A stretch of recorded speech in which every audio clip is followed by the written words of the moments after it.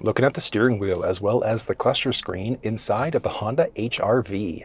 First thing I'll point out is that the steering wheel inside of the ride is manual telescoping. So down by your left knee, left part of the column, there's a release there, and full telescoping, so in, out, up, and down to find that perfect position. And then just click it to lock it back into place. Oh, I like that.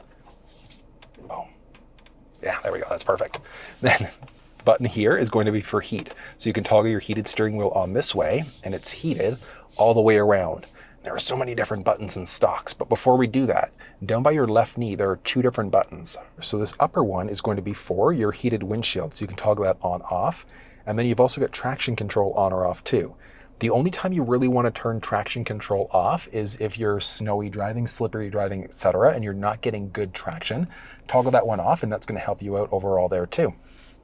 And then back to the steering wheel, let's start off with the stock along the right-hand side. So if you go one up, that's going to be just a quick wipe.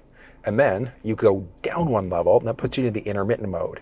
You can use the little rocker in the middle to say how fast or slow rain's hitting the windshield, or go to some of the crazy fast modes there instead.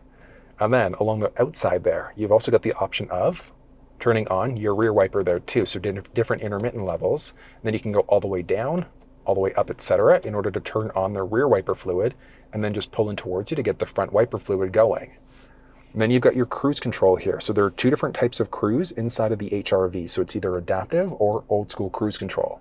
You toggle the system on this way, so you can see the little icon appearing there, and that's how we know the system's turned on. You then set your speed by pushing down. You can increase, decrease 1 kilometer, 1 mile per hour at a time by just moving up or down. If you push and hold up or push and hold down, that's going to increase, decrease at larger increments. You can hit the brake to cancel your speed. You can hit the cancel button to cancel your speed. Then you push up to resume your previously set speed.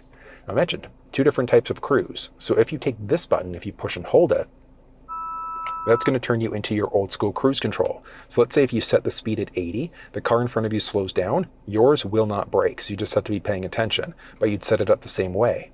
If you take that same button, so do a push and hold again, that's your ACC, or adaptive cruise control mode, and that's where this gap adjustment comes into play now.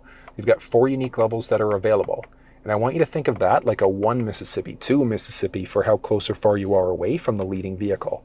So let's say if you set the speed at 80, car in front of you slows down now, it's automatically going to slow you down. You change lanes, they change lanes, it's going to pick you back up to your previously set speed.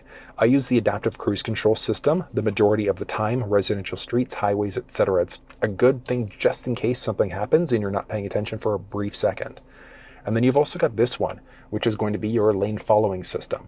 So you've got a lane keep. So as long as the vehicle recognizes the lane markings, it's going to nudge you back into your lane if you start to veer over without signaling. And then you've also got the option, it's a lane following system too, which is brilliant. So as long as those lane markings are recognized, it's going to take you around a bend without your hands even being on the steering wheel for up to 10 seconds. So it's good as an additional safety setting, just in case you sneeze, rubbernecking like an idiot, whatever the case may be. But the system here works great. If you want a live demonstration of using the cruise control system, you'll find that down in the description of this video. Then your stick along the left-hand side there, obviously going to be for your high beams there, but also for your blinkers. Now, I'm in the auto mode, and you want to be in the auto mode the majority of the time, because if the car recognizes high beams are needed, it turns them on automatically. At nighttime with the auto mode, you can push away to permanently lock your high beams on, but if you want to have them on no matter what all the time, go into your bottom headlamp mode. You then push away to turn your high beams on, pull towards you in order to turn them off. It's just that the auto mode, you can flash them no problem, you just can't permanently lock them out.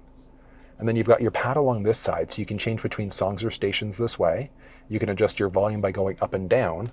You can also adjust your volume this way, push in the middle in order to be able to mute out your audio there too.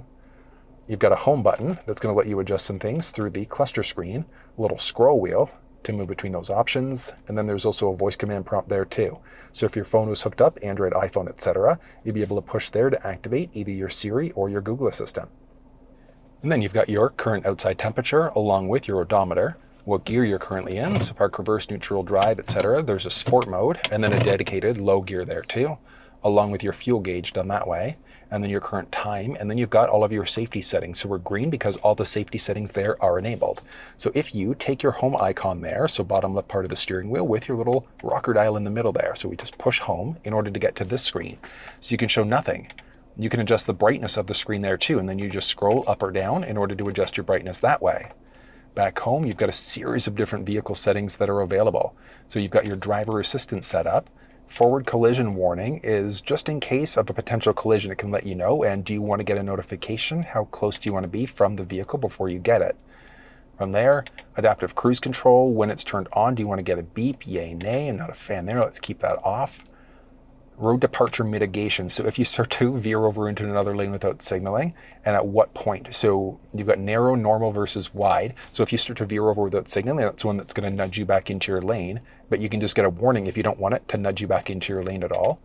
And then back from there, you've got blind spot systems there too. So you can get an audible alert. So if somebody enters the blind spot on either side of the vehicle, it's going to highlight to let you know. So you can just get a highlight with an alert, strictly a highlight as well.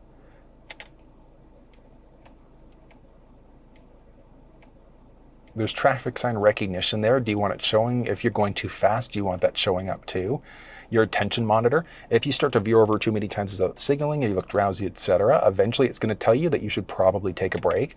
You'd have the flexibility of toggling that monitor off, and then there are alerts. So tactile alert is a little steering wheel vibration, and then you get a vibration with an alert too if you wanted to. But I've got that one set off, just like a matter of personal preference. And then the other one is going to be your rear sensing settings. So that beeping that you get as you get closer to obstacles, do you want that on, off, yay or nay? With the meter setup, you can adjust out your language here. So do you want to be in either English, French, or Spanish for the cluster screen? You can adjust your outside temperature display. You can say when you want your trip counter to be reset. Do you want it to be reset manually? Or when refueled versus ignition off. I'll show you how that one works, but I personally would keep it on to manual. Every time the ignition turns off, it's automatically going to reset, or when you fully refuel, then it'll reset that way. And that's going to be the same for both trip A and then for trip B, so you'd be able to adjust out that timing. You can adjust out different volumes, your backlight, rear seat reminders there. So if you've opened up the second row doors, go to turn the car off, it's going to tell you to check the back seats. You can adjust out your speed distance. So do you want to be in either kilometers or miles? And you can see there, it just easily changes them out. Let's go back to, bring that back to kilometers an hour. Nice and simple. And then with your tachometer, do you actually want to show that inside of the cluster screen there? So that part's digital, so do you want to adjust, or do you want to turn it off? I should say yay or nay. I think that was, yeah, that's it for that display. And then you've got key access options. So door unlock mode. When you go to unlock the door, do all doors become unlocked, or strictly the driver's door? Driver's door is good from a basic safety perspective. It's a pain in the butt if you're coming out of the gym though, if you want to hop into the car with all doors becoming unlocked. Do you get beeps inside of the ride? You can toggle the remote start system off completely inside of the vehicle. There are basic options for lighting here. So your auto high beam, I can recommend keep that one turned on, because with your high beam on your auto mode there too, that's the one that's automatically going to toggle the high beams on as necessary. If you don't like auto high beam, you can toggle it off there too. If you've got your auto mode set up and you wanted to permanently lock your high beams out at night, you just push away in order to be able to permanently lock them on. Interior lights, when you go to lock the vehicle, do the lamps just turn off, or how long do they stay on for? So I think you can go up to 60 seconds there. And then that's the same thing for your headlight timer too. So when you go to lock the vehicle, do they just turn off, or do they stay on for up to 60 seconds? I'm personally a bigger fan, just turn off completely. And that's the basics there. With your door setup, you've got your options for door lock and unlock. So when do you want your doors to automatically lock or unlock? As you start driving, do you not want that to happen as you shift out of park, etc.? And it's the same thing with the door unlock. So when you want the doors to automatically unlock. Walkaway auto lock is a pretty neat feature. So if you've forgotten to lock your car door, you start walking away, as long as you've got the fob on you, it's going to automatically lock the doors. Do you want to get some sort of feedback letting you know that you've actually locked the doors? And then you can also use the key fob in order to be able to open up the window. So let's hop outside and I'll show you how a few of these things work. To remote start the car, all you're going to do is push the lock button once and then hold that little circle button there. So just lock, push and hold within a few seconds. See there, lit up. And we are now turned on. In order to turn the remote start off, all you're going to do, push and hold that circle button again, and remote start's canceled. There's one other thing that you can do, and that's rolling the windows down using the fob. So if you take that unlock button, you're going to push and hold it twice. You're going to go 1, 2, and hold. Down they go. Continue. Yeah, got to continue holding because if you release, it's going to stop. But that's all 4 windows, and evens open up the sunroof. I mean, for a cheap car to actually do all of that, I think that's pretty cool. It would be nice if it was back up too, but at least we've got the down option there. There's lockout prevention, so you can't accidentally lock your key fob inside of the vehicle. And then there's maintenance reset in case you're changing oil and things like that yourself. And then you can just default everything back to the factory default option there. Back home, you've got some different options for the gauge display. So moving up and down, what info do you want to be scrolling in between as we go through? So the ones that are grayed out are there no matter what. So you always have to have those there. But if you don't care about your speed and time, your audio, driver attention warning, etc., you can remove them from the screen. So as you're scrolling on the main screen, so we go back home for a second there, you've got these options. So you can see your range, fuel, audio, etc. What options are you scrolling in between there? If warnings were available, those would show up. You could look at your range and fuel there too.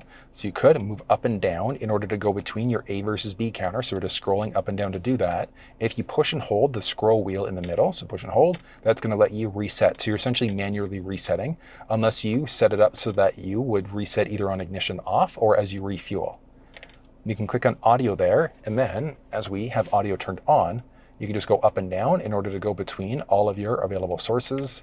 Click through to any source if you'd like to, and then use the pad along the top there in order to be able to change between all of your active presets. If you had a phone connected, you'd be able to make phone calls through contacts, etc. There's the driver attention warning, so you can see it's grayed out right now. So if you start to veer over too many times without signaling, look drowsy, etc., that counter is going to go up, eventually with it telling you that you should take a break. You can see which axle is getting which amount of power. Look at your seatbelt info so you can see who's currently in the vehicle, and then whether or not their seatbelts are plugged in, maintenance information so you can see your oil life counter, your safety info here. You could technically toggle these things off too. So road departure, if you start to veer over into another lane without signaling, nudges you back into your lane. Your blind spot system, so if somebody enters the blind spot on either side of the vehicle, it can let you know. Your low speed braking, so if you're potentially going to get into an accident, it can brake for you. The beeping that you get as you get closer to obstacles, toggle that on or off, and then your collision braking too. So I do recommend keeping these ones turned on. They're good safety settings all around. And then you can show no content. So if you just want a naked screen, and then you can just push and hold the button now in order to change between either kilometers or miles. So there are a few different ways that you can get to that screen, adjusting the brightness and then back to your vehicle settings there. So there is quite a lot of flexibility inside of this ride. Down the middle here, you've got your drive mode selector. So there are 3 unique drive modes that are available inside of the ride. So you're either going to be economical, so normal, econ, or snow mode. Normal is just your day-to-day driving. Econ mode is going to give you the best possible fuel economy. And then snow mode is going to play with traction and stability control there too. So I'm typically in normal mode the majority of the time. If you want a little bit more power though, you've got a dedicated sport mode. So you've got your park, reverse, neutral, drive with your little backup camera. I would like to see the quality improve there a tiny little bit. Definitely not the greatest, but go down into your sport or your low gear. So your sport mode is going to hold onto the RPMs. Now this is a CVT, so continuously variable transmission, so it doesn't have a set number of gears. But in your sport mode, rather than it waiting and shifting, it might shift at like 2,000 RPM. With sport mode, it might wait and shift at 4,000 or 5,000 RPM instead. So if you want better performance, you're going for the sport mode. Low gear, if you're going up steep hills, down steep hills, etc., if you're climbing, if you're doing light off-roading, you could go into your low gear there. Your drive mode selector is pretty simple. There's downhill brake control with your electronic parking brake. So all you're going to do is pull up in order to turn it on. You're going to hit the brake pedal, so just push and hold. Push down in order to turn it off. And then there's also your brake hold. So with brake hold enabled, if you are in drive, you come to a complete stop and you take your foot off of the brake pedal, the vehicle is not going to move. So it's pretty good from a basic safety perspective, but I know some people just aren't crazy about that brake hold setting. I know that was a lot of information, but that's everything you need to know about the steering wheel as well as the cluster screen inside of the Honda HR-V.